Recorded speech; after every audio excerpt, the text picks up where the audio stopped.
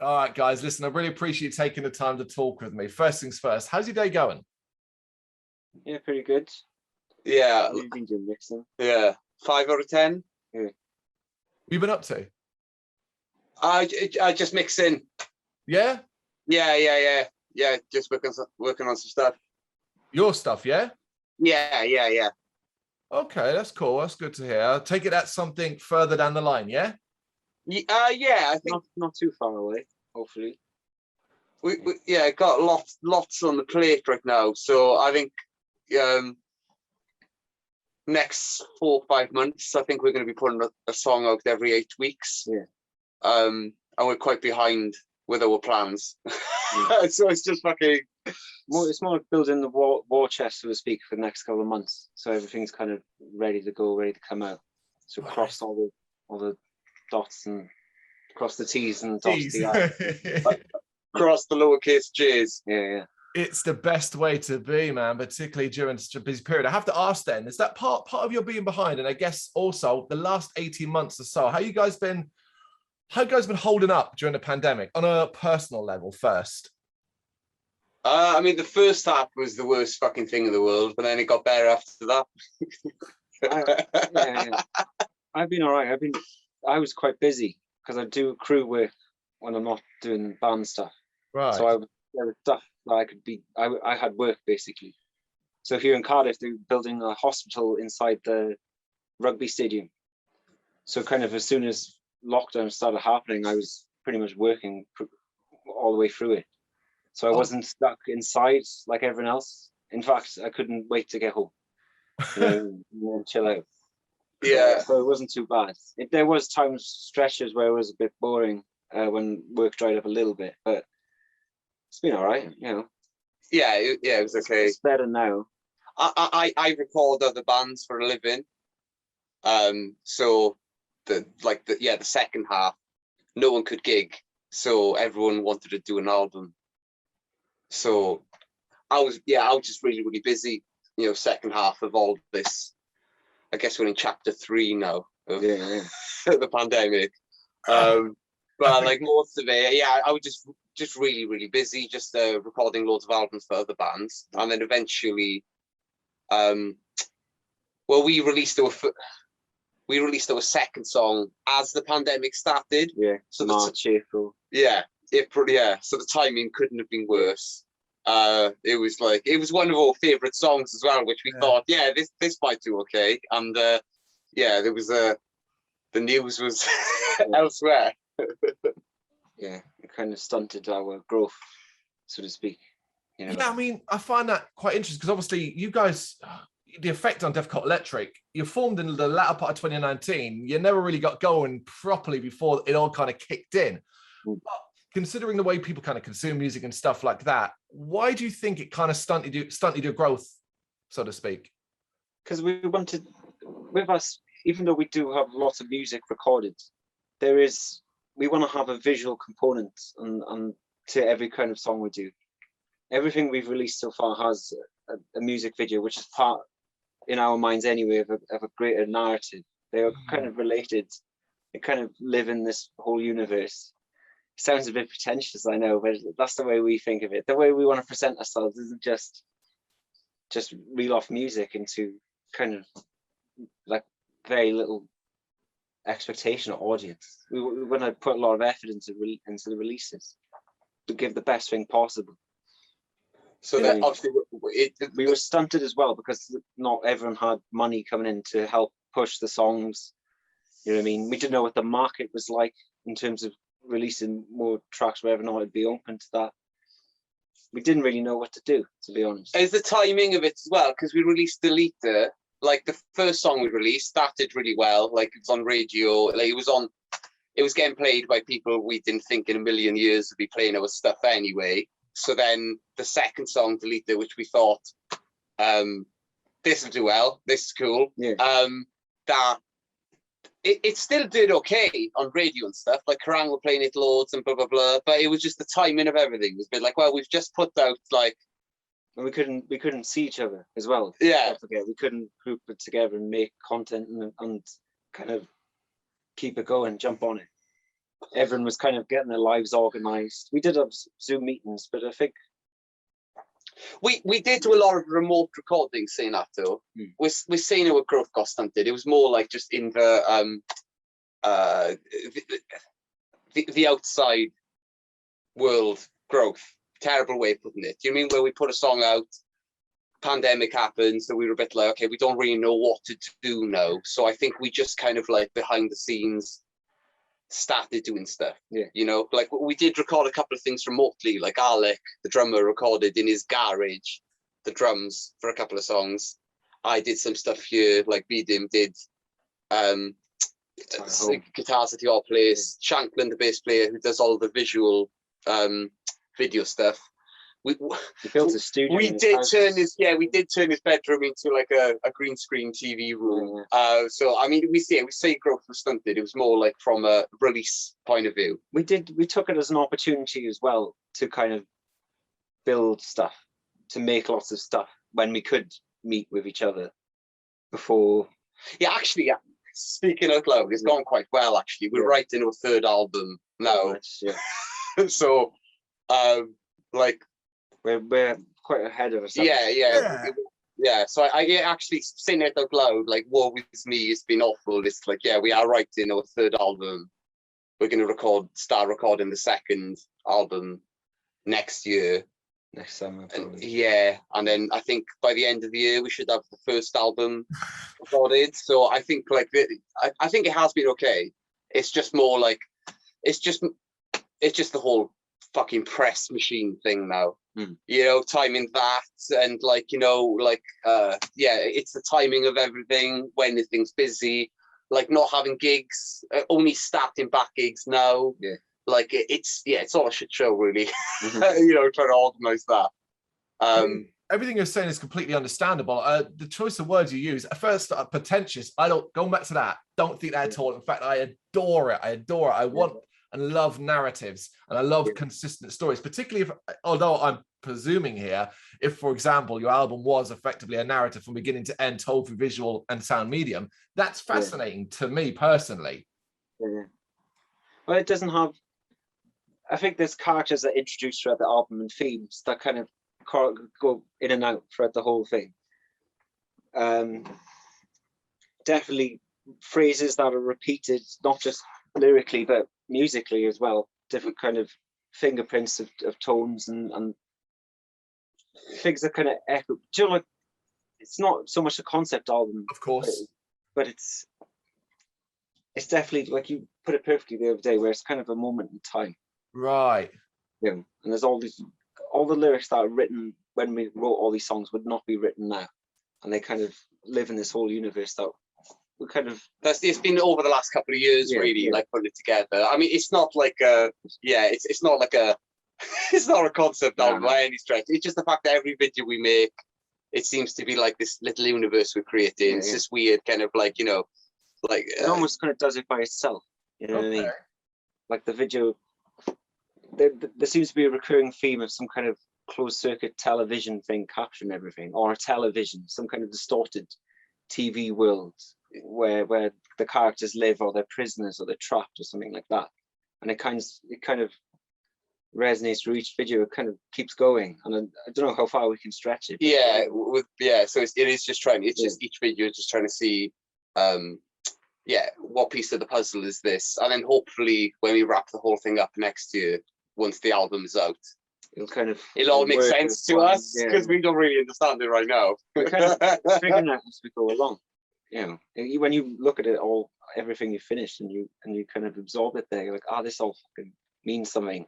What it is, I don't know, but it means something nonetheless. Yeah, that doesn't make sense, but it means something. Yeah. Well, you're clearly incredibly imaginative artists, but maybe not in complete control yet. No, I think we pride ourselves in not being in control. I think that, especially Death Cult Electric, kind of fucking, it's chaos ultimately. When we write the songs, we write the lyrics, anything can fucking happen. You know, especially with the videos themselves. How exciting is that for you then? When it comes to sort of writing, is it as, I mean, you make it sound like effectively anything's game, and when it comes to writing, any idea can be thrown into a pot and we'll see what comes out. Is that a fair way to describe the Yeah, yeah, with the whole thing. Yeah, I mean the writing itself, like of the music is just really easy. Yeah, you know what we think the first album is. It is this kind of like super fuzzed out, fast, aggressive kind of thing. But there are no rules, so like yeah, it is whatever comes out, you know. So we're hoping each album will have its own flavor. Yeah, I'll lose 3 for extra irony vibe. Like but it's it is whatever comes out. I mean, we don't really like, when we were writing the first album, we weren't really listening to much rock music, you know, like, so I fucking hate when bands say that. I've caught a couple of bands say that, and I hate it when they say that, but that is true. So I don't know where this has come from. I think we're more just piecing it together retrospectively, being like, oh, okay, cool, that's that, this is that, this is that, you know. We never sat down and be like, we're going to make this screamy, fuzzed out, like, you know, digital television. You know, it was never a plan like that. It just happened, you know. We just wanted to make something that we like the sound of, pretty much. We didn't want to please anyone but ourselves. Yeah. And whatever kind of came out, whatever we'd like, oh, that's fucking cool, let's keep doing this. Or how can we make this a song? How can we work this idea? That's a cool idea. And then it kind of just developed itself organically. Never kind of tried to appease anyone, and therefore we didn't have parameters or restrictions in what we did. Yeah.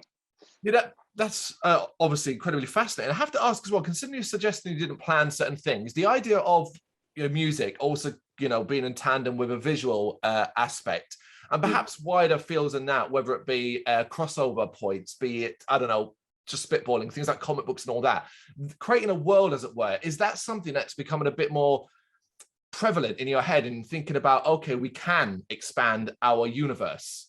Yeah, no, I think no, but as you're saying, it was that's just the kind of stuff we like. Yeah, you know what I mean. I think after like coming out and all this weird, surreal kind of shit, you know, that it's just coming out.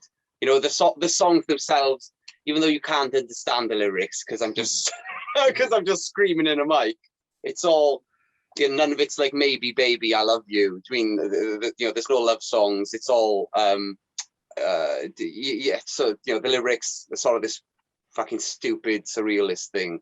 The video is sort of following that.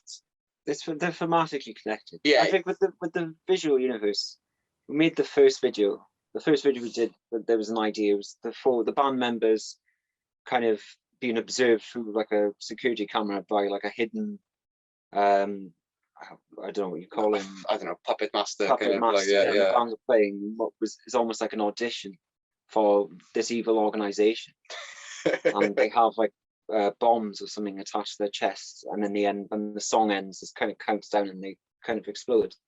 And then the second idea we had was the band, like, it was like an Alex Jones type character, like spreading the message of the band through the TV at the listener, you know, this huge over the top ridiculous boast, all this nonsense, like a news channel thing.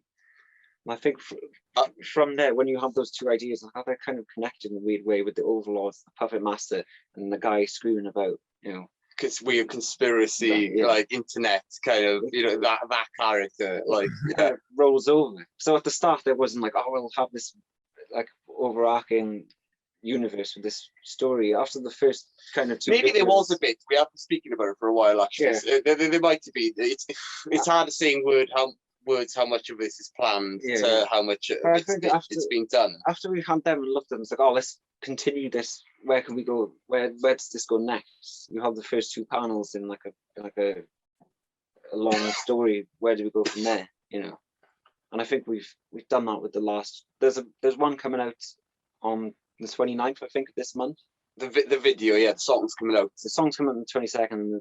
The video come out on the 29th, and I think it's an extension of that, where the band are kind of trapped in a LSD kind of acidy telly. Yeah, I don't know. We Computer screen. used old kind of CRT technology and really fucked around with the technology, like used old video. Yeah, So yeah, that aspect, yeah. Yeah. So that's like, and it's just working well with what we got as well, isn't it? Yeah. Like we've got a funny motto where we're making some of the videos. It's just like, if we were to make like a high def video, you know, like crystal clean, Yeah. unless it's as good as Gangnam Style, Yeah. we'll go the other way and make it more analog lo-fi. Like, but yeah. So yeah, I don't know if that answers your question. I think we got there. Yeah. You mentioned already, new single, Snakes and Their Children, 22nd out via Black Maraca Records. For those that have never heard a song by you, so let's just say they're sitting there watching and listening to this and they're thinking, never heard of Def Cult Electric. Mm-hmm. Give us a brief rundown of what this song sounds like to you. So, Joe in the Matrix, where we had the blue pill and the red pill.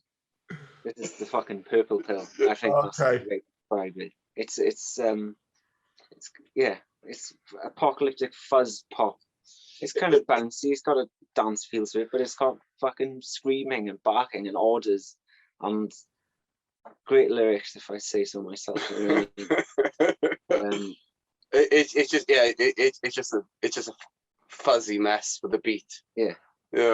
It's I think it's got a bounce to it. I think it'll get people dancing. Yeah. You know what I mean? I mean, if I don't know, the first lyric is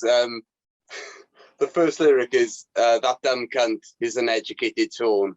He tried to call me on a xylophone. Yeah. And then the rest of the lyrics make just as little sense. It makes sense as the first. It makes sense to us. Yeah. I think, when we put the press kit together for the song and we were trying to describe the song, I think it was a tongue-in-cheek the way we wrote it anyway. It was like an ode, like a celebration of our reptilian overlords. That type of attitude. It's like, there is Illuminati, but we love it. Yeah. You're celebrating it rather than running away from it. Yes. Yeah, totally. Yeah, but I mean, if someone's listening that they want us to describe the music, I mean, no one can really do that. You just have to listen to it. It doesn't sound like ABBA. No. And it doesn't sound like. Well, no, it just doesn't sound like ABBA. There you go. That's... ABBA.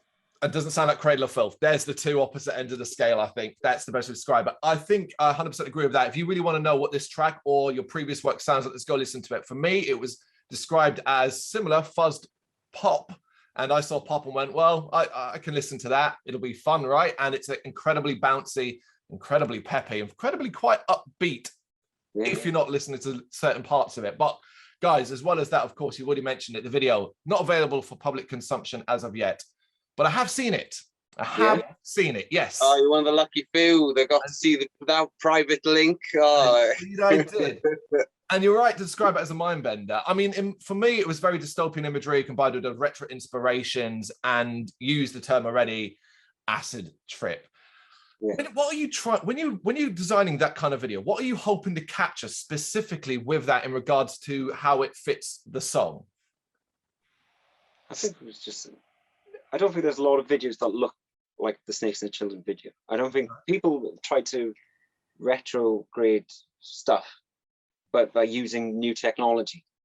And Steph's brainchild, this idea, was to use the actual fucking technology. To glitch using old video glitchy software and old.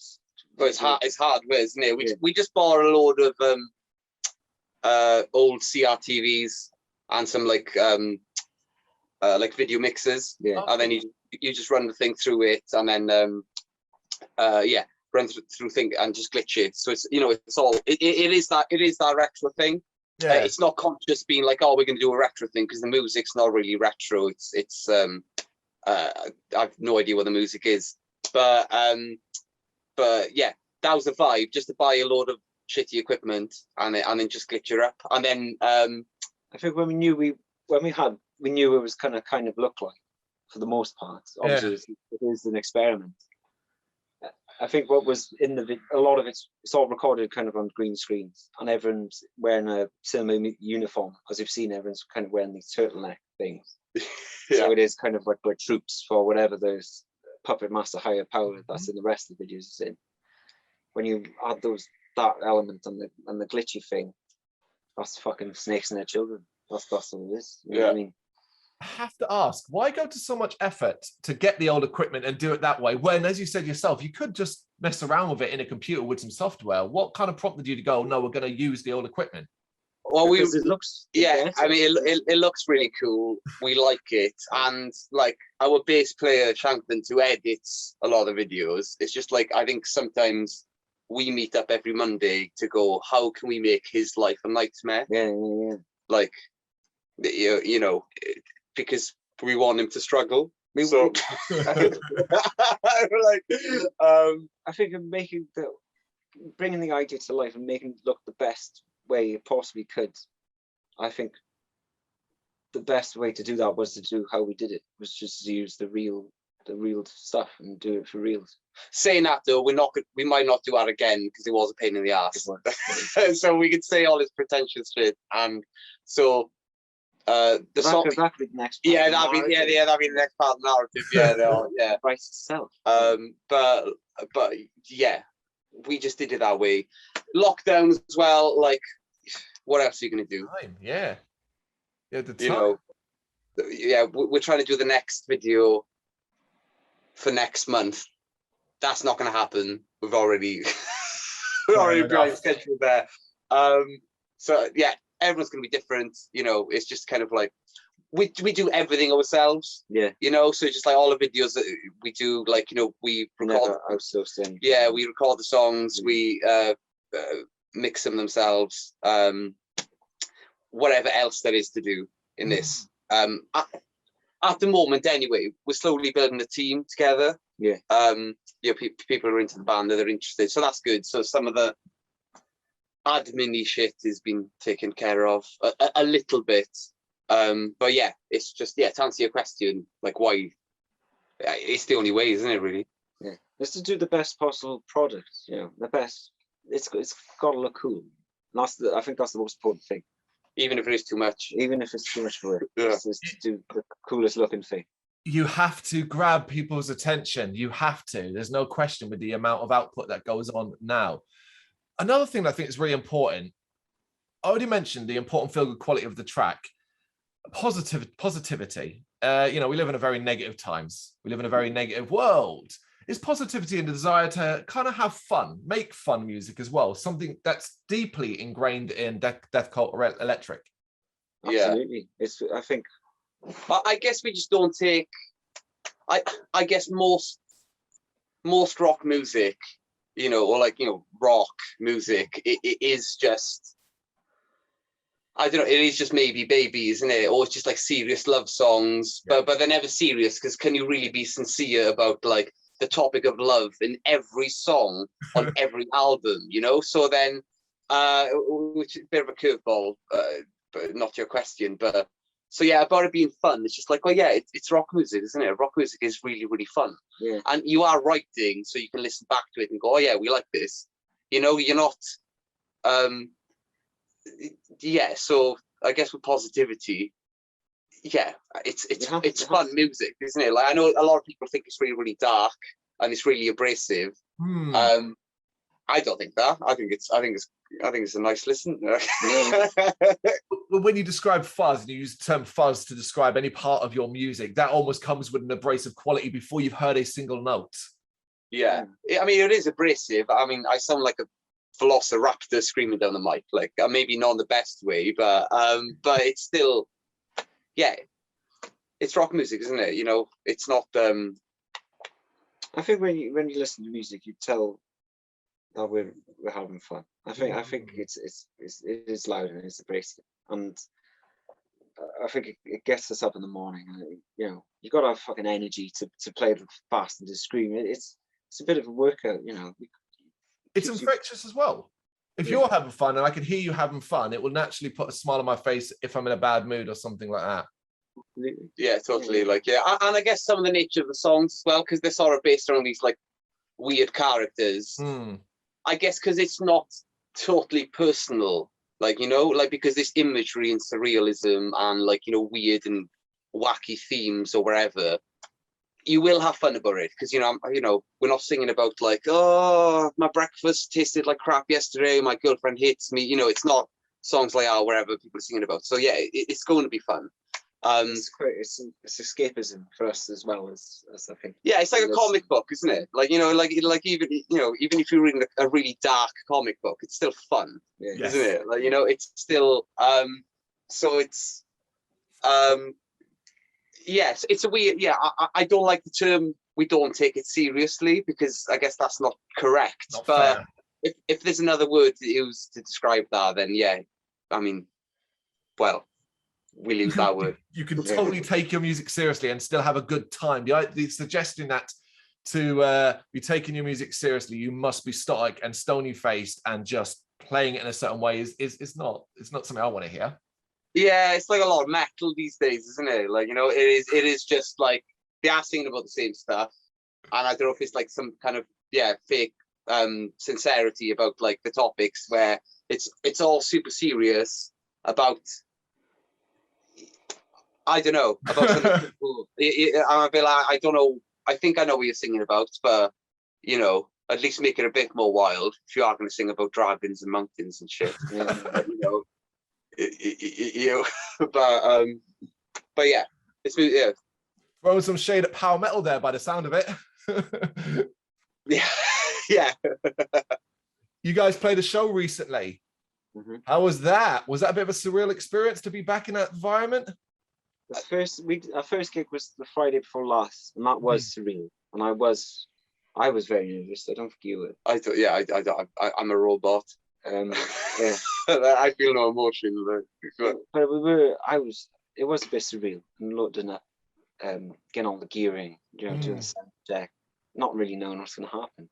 And I think we were told as we arrived to the venue that I'd been busy all week, so we were anticipating that the crowd is going to be quite a busy show. And it was great. Yeah, it was great. The crowd were amazing. It was really good seeing like a bunch of like, you know, weird goth kids just randomly at a gig.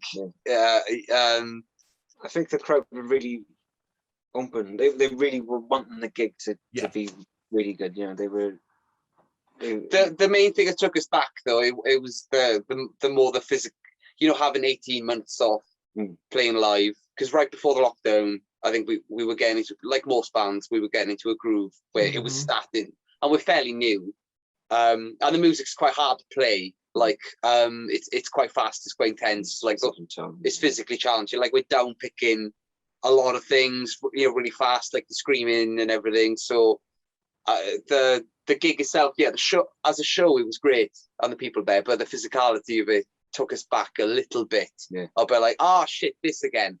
This is that, you know, it's not a cover band. You know, it is intense.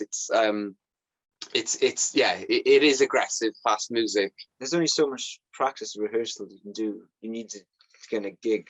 It's like exercising, but with the weights on. You know, when you do a show, it's harder. It's band fit. There's band fit, and then there's stage fit. Yes, exactly. Yeah, totally. And we're unfit anyway. Like, there was a point halfway through the show where I was thinking, God, we should be writing easier music to play than this. I think like, like maybe the next album will be a folk album. A little bit more not chilled because out. we like folk, but because it'd be easier to play. You know, acoustic guitars. True. Considering the eclectic nature of your music so far, I wouldn't put anything past you. We'll see what you guys are up to. Guys, going back to something you said earlier on, you mentioned admin. And I want to talk about admin of being in a band these days, something very specific, which is the need to always be online, social media, ever present, all that sort of stuff. Is this something that A, you think you're good at, and B, something you actually enjoy? No, we think we're terrible at it and we hate it. Next question. We know how important it is, because we know it can, you can make a successful band just online. Yeah. Nowadays. Yeah, there are, there are some bands where there are a couple I've heard of.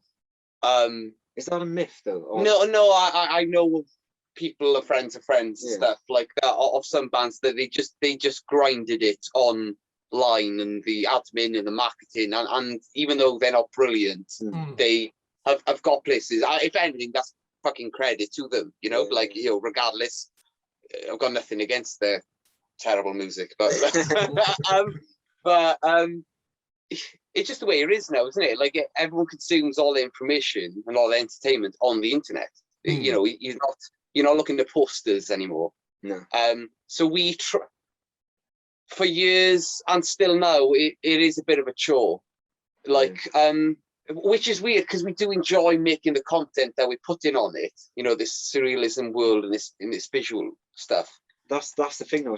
It's whatever we put online, as much effort needs to be put into that as it would anything else. And that kind of, we're not the type of band that just tweet stuff or do all that. We want to make something cool to put on Instagram. But that doesn't fit into today's world of, like, you know, consistent content and all that kind of stuff. Like,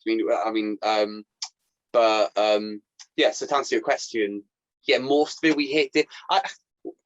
The four of us have got like big opinions on social media and all that stuff anyway, regardless of the band. So I think that's been the struggle with us. We've got all these opinions and distaste for it anyway. Yeah. You know, as individuals, we just don't use it. Like, really. Like, so then all of a sudden, when you're in a band, the way to, especially as an independent band, but I'm sure it's the same for the big bands, like, you know, that's how you build the hype, and that's how you make connections, that's how you make fans. So it's like, it's a balancing act, isn't it? It's like, the thing you hate is the thing you need. Yeah. So it's too good a resource to just ignore. Yeah, you know, yeah, because we could sit here all day and talk about how terrible and mind-numbing social media is, but it is a pretty cool tool. I spoke to a guy from America a couple of days ago, you know, who really liked the music, and I was like, oh yeah, you know, fuck writing letters. Fan mail. You've always said the internet is going to be really big. One day. Take off. It's just, I mean, I completely understand what you're saying. It's just difficult. And we ask every band this question, so to speak, in regards to what their opinions on social media, purely to get a wide array, from speaking to bands that have been doing this 30 odd years and then got dropped into the world of social media, to bands like yourself that have started fairly new, although you've been around a bit longer, and are still finding their feet, so to speak. And everybody struggles. Nobody seems to have nailed exactly what it is you need to do.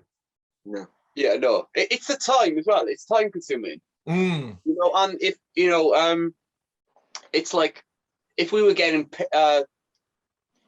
if there was a fuckload of money talking about, you know, like yesteryear, then yeah, might be a bit easier to do. Yeah. But then even you see with the big bands, it's like they don't do all that stuff themselves. You know, so why would they? You know, you hire a social media manager.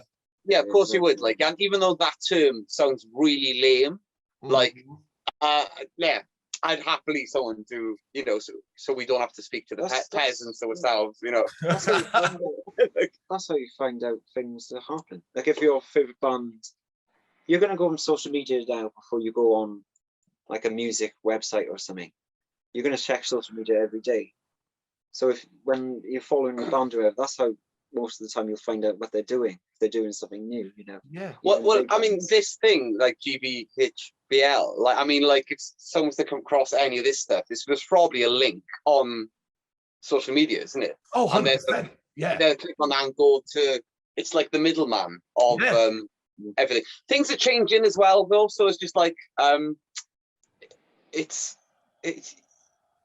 you have to concentrate on it, but then, like, not putting all your eggs in one basket. It's like, think about the amount of bands 10, 12, 15 years ago, where all their fans were on MySpace. Yeah. And where I bet loads of bands lost contact with their fan base because they just had it centralized in MySpace. you know. I think once that went down, like, but yeah, honestly, we could be if I was speaking about social media, like, we don't really like the fact that all of our information is centralized to, like, you know, Mark Zuckerberg, who is an actual lizard. Like, it's amazing that no one's seen his scales, you know, like, it's like, I don't know what plastic surgeon he has, but like, honestly, he looks a little bit like a human being. It's amazing. It amazes me. I can't, you know. This is going to go up on Facebook, so we should probably cut. We're going to have to cut that bit out then, otherwise we'll never get it up. They're listening to everything, aren't they? Yeah, damn them. Like, guys, I want to ask you then. So one of the things that I noticed, particularly when it came to press and talking about you guys, is the term supergroup. Now, that's an interesting term because I feel like it automatically puts extra and potentially unnecessary pressure on you. Do you agree? Yeah, I mean, we've never called ourselves that. Like, I think it's just PR people, isn't it, and radio people. Like, we've been in a couple of bands that've done okay, and all of a sudden it's a super group, which it's a lot of horse shit, really. It's misleading as well. Yeah. I like the term super group as in, like, oh, they're super. But yeah, I guess that's a lot of bollocks. Like, you really, you know. But as you said, yeah, not that we feel any pressure from. No, I don't think to at all. You know. On the flip side, it certainly works, I think, because automatically reading something like that, you end up going, if you don't know who you are, you end up looking into the names and then going, okay, well, what groups were they in? And you kind of spread yourself that way, maybe end up discovering previous work from that. Yeah, possibly. Like, it's a weird one as well, because it's like started speaking to like some dudes from America and stuff we're working with, and I was on a Zoom call with this guy last week, and it was only like 40 minutes into the conversation he realized we've done X, Y, and Z. So he didn't know that either, but he already knew some of that stuff. So for him, it was like, oh my God, that's, you know. But yeah, I guess that shit is just in the press release because it's more appealing. It sounds fancier. Yeah, it's fancier, isn't it? You know what I mean? If it was up to us, there'd be no press release. Oh wow. There'd be no, like, you know, it would just be I don't know, it'd be a secret decor. A black envelope. A black envelope. With like a floppy disk. That is so modern. I love that. Yeah. Floppy disks are coming back, man. Absolutely. Tapes are, vinyl's becoming hot all over again. Why the hell not bring floppy disks back? Yeah. All right, guys, before I let you go then, last thing, let's just reiterate some of your long-term rundown plans for the remainder of 2021 and potentially some hopeful plans for 2022. So we've got Snakes and Their Children on the 22nd of September and the video on the 29th of September. So go back through again, if you don't mind, what's going to happen afterwards. There'll be a song in November or end of October. Maybe in time for Halloween. Yeah. Maybe. We did have a big plan for Halloween, and I don't know yet now, because, so there might be another 2 songs this year, and then next year, it's just going to be, I think we're going to release 4 or 5 singles, like 1 a month, until the album comes out. With the album come out spring or summer. Okay. Summer. Yeah. And then just fucking do it again. Yeah, they're straight into album 2. I think album 2 is already written now. So hopefully if we can record that and finish it by the time the first one comes out, which I think we will. Yeah, that's the plan basically. Just lots of songs. Things are only starting to open up now, so things are only being presented to us now. Yep. So it's a little bit like, usually it'd be like, yeah, we have this tour or we've got this, so, but it is a little bit things that, things being presented now, you kind of thing. So it's kind of hard to say. You're definitely playing this, you're definitely doing that, but if the opportunity arises, you're likely to take them. Yeah, because we're in the swing of things now, you know, everyone's fighting for attention, isn't it? Everyone's back now. Yeah, you've got to get in those spaces because it's going to be a busy next year and a half, provided we don't end up locking down or closing down yet again. Gentlemen, Death Cult Electric, thank you so much for taking the time to do this with me. That's all right. Yeah, it's been a pleasure talking to you. I mean, you've been describing us better than we can. Yeah. It's a struggle for us when people are like, "I'll describe your music," and you've said lots of things. Oh, we should be interviewing you. Thank you very much for watching. You can check us out on gbhbl.com as well as on Facebook, Instagram, Twitter and Tumblr. Go to Patreon and help us out over there. That's patreon.com/gbhbl, as well as Big Cartel, where you can find some of our merchandise. We have a podcast running on SoundCloud and Apple Podcasts. And of course, if you like this video, do us a favour, hit the subscribe button and help the channel grow. Games, horror and heavy metal. What else is life for?